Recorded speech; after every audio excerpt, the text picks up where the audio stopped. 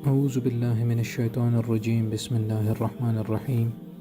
ناظرین، اگر آپ خواب میں آنسو دیکھتے ہیں یا اشک دیکھتے ہیں تو اس کی تعبیر کے حوالے سے حضرت ابراہیم کرمانی رحمہ اللہ فرماتے ہیں کہ اگر کوئی شخص خواب میں دیکھے کہ اس کی آنکھ سے سرد آنسو بہتے ہیں تو اس امر کی دلیل ہے کہ وہ شخص شادی اور خوشی دیکھے گا،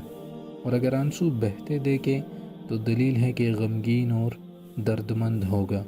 اور اگر دیکھے کہ بغیر رونے کے اس کے چہرے پر آنسو ہیں تو دلیل ہے کہ اس پر باتوں سے لوگ طعنہ ماریں گے، اور اگر دیکھے کہ اس کی آنکھ میں اشک یعنی آنسو کی بجائے اس کے گرد اور خاک جمع ہے، یعنی آنسو کی بجائے خاک جمع ہے، تو دلیل ہے کہ اسی قدر مال حلال بغیر رنج کے ملے گا، یعنی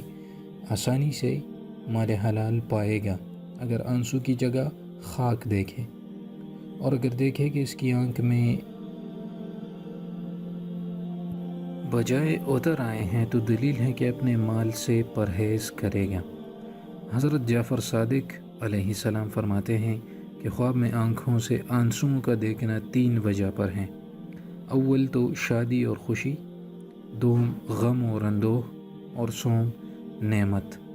تو ناظرین، یہ خواب میں آنسو یعنی اشک دیکھنے کی تعبیر ہے۔ امید کرتا ہوں کہ یہ ویڈیو آپ کو پسند آئی ہوگی، اس کو لازمی شیئر کریں۔ اس کے ساتھ میں آپ کو خواب میں افیون یا افیم دیکھنے کی تعبیر بھی بتا دیتا ہوں، جس کے حوالے سے حضرت ابن سیرین رحمہ اللہ فرماتے ہیں کہ افیون کا خواب میں دیکھنا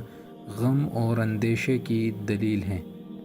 اور افیون کا کھانا غم اور اندوہ اور مصیبت اور رنج کی دلیل ہے۔ تو اگر آپ افیون کھاتے ہیں خواب میں تو یہ غم اور اندوہ اور مصیبت اور رنج کی دلیل ہے، اور اگر آپ دیکھتے ہیں تو یہ بھی غم اور اندیشہ ہے، یعنی بری چیز کو اس طرح دیکھنا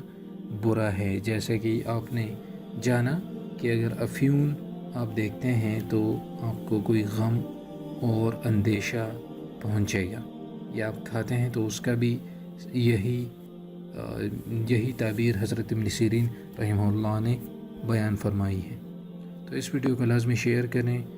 اور یہ بات یاد رکھیں کہ جب بھی آپ کوئی اس قسم کا خواب دیکھیں تو کسی صحیح عالم سے ضرور رجوع کیا کریں تاکہ وہ آپ کو صحیح معنی بتا سکیں۔ یہ ایز اے جنرل معنی یہ بھی صحیح ہے جو ہم یہاں اس چینل پر آپ کو بتاتے رہتے ہیں، لیکن ہر انسان کی سچویشن ڈیفرنٹ ہوتی ہے، اور اس سچویشن کے حساب سے آپ پھر ڈیسائیڈ کر سکتے ہیں۔ تو امید کرتا ہوں کہ یہ ویڈیو آپ کو پسند آئی ہوگی، اس کو لازمی شیئر کریں۔ اجازت چاہتا ہوں، اللہ حافظ۔